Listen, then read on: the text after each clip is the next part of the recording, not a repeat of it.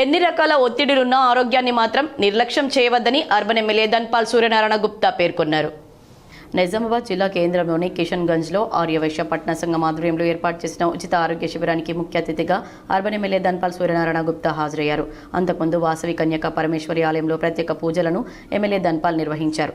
ఈ ఉచిత హెల్త్ క్యాంప్కి సన్ రైజ్ హాస్పిటల్, మనోరమ హాస్పిటల్కు చెందిన వైద్యులు పాల్గొని వివిధ ఆరోగ్యపరమైన పరీక్షలు నిర్వహించారు. రక్త పరీక్షలు, బీపీ చెకప్, ఆర్థోపెడిక్, దంత సమస్యలు, గుండెకు సంబంధించిన వైద్య నిపుణులు, నరాలకు సంబంధించిన వైద్యులు, కంటి చూపుకు సంబంధించిన వైద్యులతో సహా 9 మంది డాక్టర్లచే హెల్త్ క్యాంప్ నిర్వహించారు. ఈ సందర్భంగా అర్బన్ శాసనసభ్యులు ధన్పాల్ సూర్యనారాయణ మాట్లాడుతూ ఎన్ని రకాల ఒత్తిడులున్నా ఆరోగ్యాన్ని ఏమాత్రం నిర్లక్ష్యం చేయవద్దని ఆయన పేర్కొన్నారు. ఆరోగ్యమే ప్రధానమని, ఆరోగ్యం బాగుంటేనే ఏదైనా సాధించవచ్చని ఆయన అన్నారు. అలాగే ఆర్యవైశ్యులే కాకుండా సాధారణ ప్రతి పౌరులు ఆరోగ్యపరంగా బాగుండాలని, అందుకే ఆర్యవైశ్య సంఘం వారు ఈ మెగా హెల్త్ క్యాంప్ నిర్వహించడం అభినందనీయమన్నారు. ఆర్యవైశ్యుల్లో నిరుపేదలకు ఇందిరమ్మ ఇల్లు ఇప్పించే బాధ్యత తనదని ఆయన స్పష్టం చేశారు.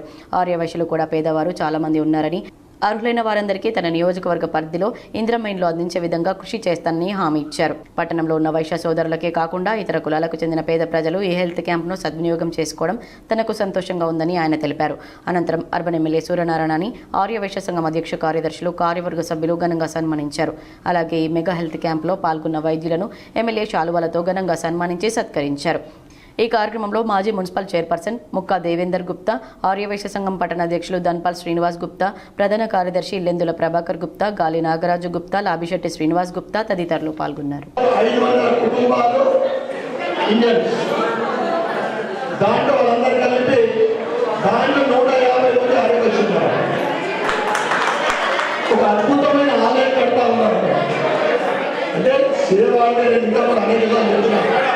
बनिया नहीं तो दुनिया नहीं। इला गुड़ैना बड़ैना अनागर चरणालैना अन्नदान सत्रालैना आर्यवैश्युले मुख्य पात्र పోషిస్తారు. ఆర్యవైశ్యుల ఆధ్వర్యంలో జరుగుతున్న ఏ